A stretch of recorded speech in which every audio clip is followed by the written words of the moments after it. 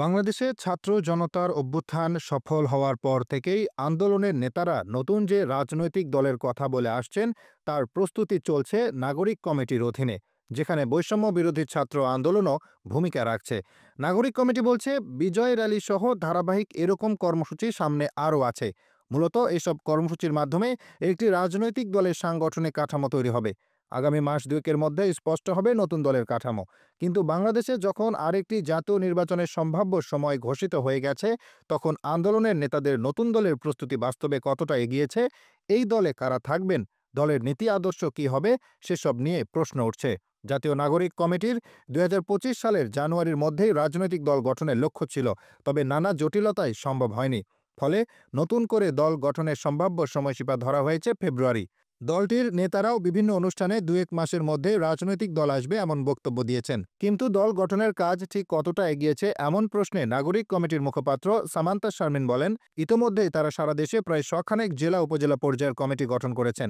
অভ্যুত্থানের ১ মাস পর সেপ্টেম্বরে আন্দোলনের নেতাদের নিয়ে নতুন বাংলাদেশ গড়ে তোলার কথা বলে আত্মপ্রকাশ করে জাতীয় নাগরিক কমিটি। গেল ৩ মাসেরও বেশি সময় ধরে সারা দেশের বিভিন্ন জেলা উপজেলায় কমিটি গঠন করে সংগঠনের বিস্তৃতিও ঘটিয়েছে তারা। জাতীয় নাগরিক কমিটির নেতারা আশাবাদী তৃণমূল পর্যন্ত বিস্তৃত একটি বড় রাজনৈতিক দলের আত্মপ্রকাশের ব্যাপারে, যেখানে মূল ভূমিকায় থাকবে তারা।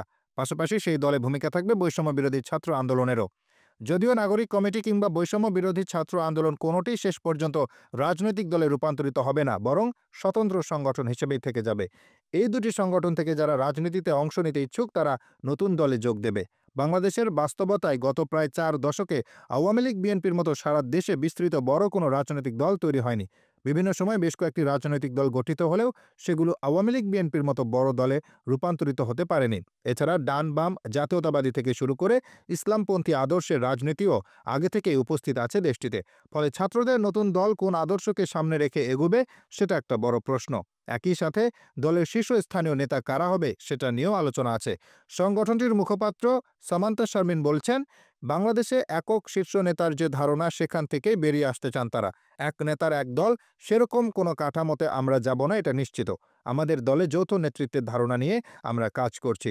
আখতার হোসেন বলেন, আমরা একটা মধ্যমপন্থী রাজনীতির কথা বলছি, এটাই আমাদের আদর্শ হবে।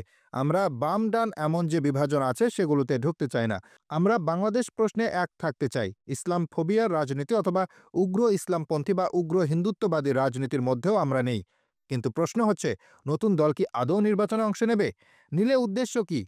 জানতে চাইলে নাগরিক কমিটির মুখপাত্র সামান্তা শারমিন জানিয়েছেন, তাদের দল অবশ্যই নির্বাচনে অংশ নেবে। একটা রাজনৈতিক দলের প্রধান টার্গেট থাকে সরকার গঠন করার। আমরা মনে করি বাংলাদেশের তরুণদের প্রতি মানুষের যে আস্থার জায়গা আছে সেটাকে যদি সঠিকভাবে কাজে লাগানো যায়, তাহলে বাংলাদেশে যে নতুন রাজনৈতিক দলটি গঠিত হবে তারা এবার হোক বা পরের বার হোক রাষ্ট্র ক্ষমতায় আসবে।